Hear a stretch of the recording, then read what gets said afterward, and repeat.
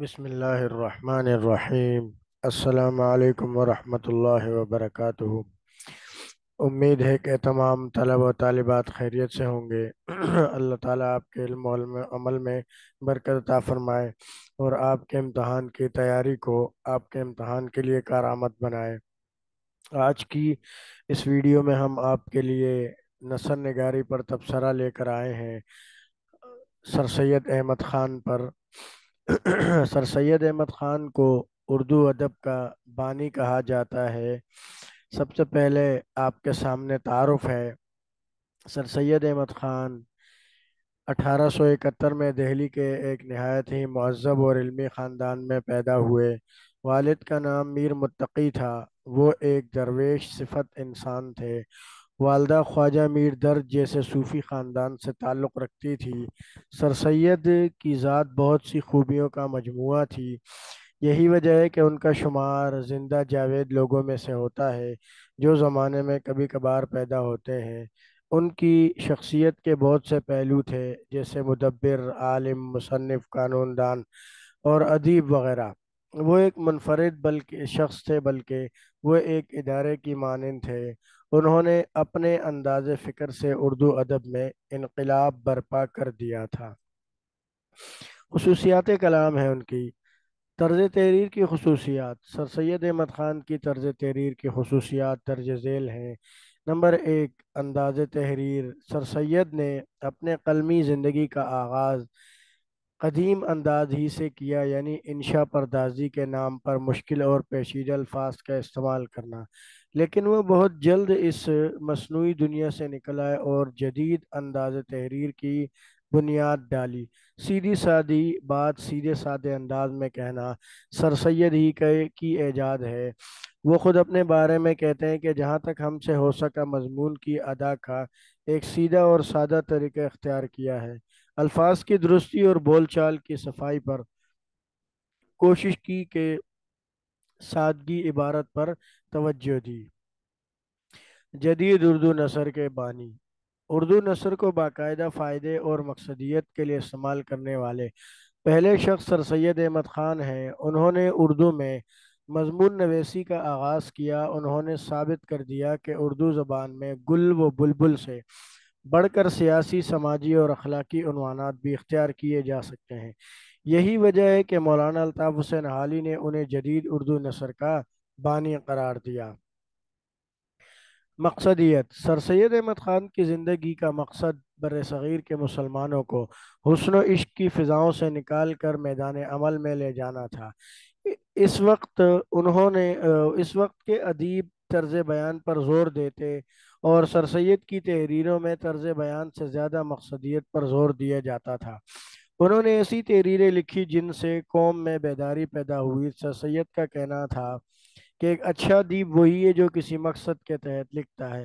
بطور مثال ایک مضمون میں لکھتے ہیں: پس اے میرے نوجوانوں اور میری قوم کے بچوں، اپنی قوم کی بھلائی کے لیے کوشش کرو تاکہ آخری وقت میں اس بڈھے کی طرح نہ پچھتاؤ۔ ہمارا زمانہ تو آخر ہے، اب خدا سے یہ دعا ہے کہ کوئی نوجوان اٹھے اور اپنی قوم کی بھلائی میں کوشش کرے، آمین۔ انگریزی الفاظ کا استعمال۔ زبان وہی ترقی کرتی ہے جو دوسری زبانوں کے الفاظ کے لیے اپنا دروازہ کھولے رکھتی ہے۔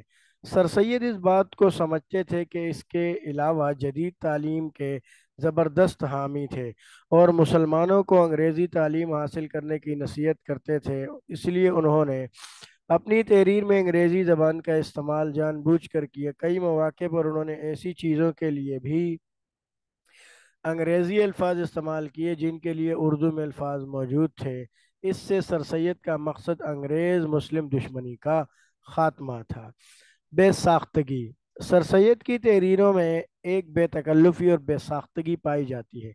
وہ اپنا مقصد اس طرح بیان کرتے ہیں کہ گویا قاری ان کے سامنے بیٹھا ان سے ہم کلام ہو، ان کے مضامین میں ہر قسم کی بناوٹ سے پاک اور سچائی کے جذبے سے پر ہوتی ہے۔ یہی وجہ ہے کہ ان کی بات سیدھی دل میں اترتی ہے اور اثر رکھتی ہے۔ استدلالی تحریر۔ سر سید احمد خان نے اپنی تحریک ایک سوچے سمجھے منصوبے کے تحت چلائی۔ اس لیے انہوں نے تحریروں میں اپنا مقصد دلائل کے ساتھ واضح کیا۔ انہوں نے علمی، ادبی، دینی، اخلاقی اور معاشرتی تحریروں میں جذباتی انداز اختیار کرنے کے بجائے استدلال سے کام لیا اور ہر بات کو عقل کی کسوٹی پر پرکھنے کی کوشش کی۔ بقول ڈاکٹر سید عبداللہ، ان کی تحریروں میں منطقیانہ استدلال پایا جاتا ہے جو ہر قسم کے علمی اور تعلیمی مباحثے کے لیے موزوں ہے۔ تمثیلی انداز، سر سید کی تحریر کی خوبیوں میں ایک اہم خوبی تمثیلی انداز ہے۔ ان کے مضامین امید کی خوشی اور آرام کی سرگزشت میں جو تمثیلی انداز موجود ہے وہ مشکل ہی سے کسی دوسرے مصنف کی تحریر میں نظر آتا ہے۔ سر سید ڈرامائی انداز اختیار کر کے پڑھنے والوں پر ایک جذباتی کیفیت طاری کر دیتے ہیں۔ اس کی وجہ سے ان کی تحریروں میں ایسا اثر پیدا ہو جاتا ہے کہ پڑھنے والا فوراً متاثر ہو کر اس میں چھپا پیغام سمجھ جاتا ہے۔ پر اثر مضامین، سر سید احمد خان نے اردو ادب کو جو سرمایہ فراہم کیا وہ ایسے مضامین کا سرمایہ ہے جن کا مطالعہ کرنے سے قاری کی وہی کیفیت ہو جاتی ہے جو مصنف کی تحریر کے وقت ہوتی ہے۔ سر سید کی تحریر سے ان کی شخصیت کا جوش جھلکتا ہے۔ ان کے نثر پارے شمشیر آبدار کسی کاٹ رکھتے ہیں۔ بقول حالی، جس طرح تلوار کی کاٹ در حقیقت ایک بازو میں نہیں بلکہ سپاہی کے کرخت ہاتھ میں ہوتی ہے، اسی طرح کلام کی تاثیر اس کے دل میں اور بیلاگ زبان میں ہوتی ہے۔ سائنسی انداز تحریر، سر سید نئے طرز تحریر کے حامل اور جدت کے قائل تھے۔ ان کا طرز تحریر سائنٹیفک تھا۔ نمبر 10 ہے محسن اردو، سر سید احمد خان کی تحریروں میں ادب کا ایک تاریخی موڑ ہے۔ انہوں نے سلیس اور سہل انداز کو فروغ دے کر دامن اردو کو وسیع کیا۔ اردو نثر شاعرانہ ذوق، مشکل اور تشبیہات سے بھری ہوئی تھی۔ آپ نے اسے سلاست، سادگی اور استدلالیت میں تبدیل کیا اور اردو ادب کو فطری طرز تحریر سے مہکا دیا۔ آج سر سیدی کی بدولت اردو ایک مشہور معروف زبان ہے اور ہم فخر سے اردو کو اپنی قومی زبان تسلیم کرتے ہیں۔ حالی نے شاید ٹھیک ہی کہا تھا، تیرے احسان رہ رہ کر یاد آئیں گے، ان کو کریں گے ذکر ہر مجلس میں اور دہرائیں گے ان کو۔ ناقدین کی آراء، ڈاکٹر احسن فاروقی کہتے ہیں کہ سر سید ایک مصلح قوم تھے۔ انہوں نے نثر نگاری کے ذریعے قومی اصلاح کا بیڑا اٹھایا۔ ڈاکٹر حامد حسن قادری لکھتے ہیں کہ سر سید کو ہر موضوع کو درد کے ساتھ بیان کرنے کا ملکہ حاصل تھا، مہارت۔ ڈاکٹر سید عبداللہ کہتے ہیں کہ سر سید کے نثر سے اردو نثر کے ایک نئے دور کا آغاز ہوتا ہے۔ مولانا الطاف حسین حالی کہتے ہیں کہ سر سید نے جو کچھ بھی لکھا بے قرارانہ لکھا ہے، بے تابانہ لکھا ہے۔ ڈاکٹر ابولیس صدیقی کہتے ہیں کہ انہوں نے وہ تحریک شروع کی جس کی جس کی موجودہ شکلات پاکستان کی صورت میں نظر آتی ہے۔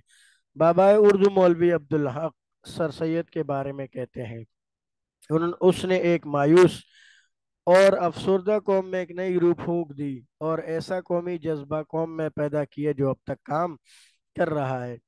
یہ تھا ڈیئر اسٹوڈنٹ آپ کے سامنے سر سید احمد خان کی نثر نگاری پر تبصرہ۔ امید کرتے ہیں کہ آپ ضرور اس سے فائدہ اٹھائیں گے اور اس کو دوسرے طلبہ میں بھی ضرور شیئر کریں اور چینل کو سبسکرائب کرنا نہ بھولیں تاکہ ہماری ویڈیوز آپ تک بآسانی پہنچ سکیں۔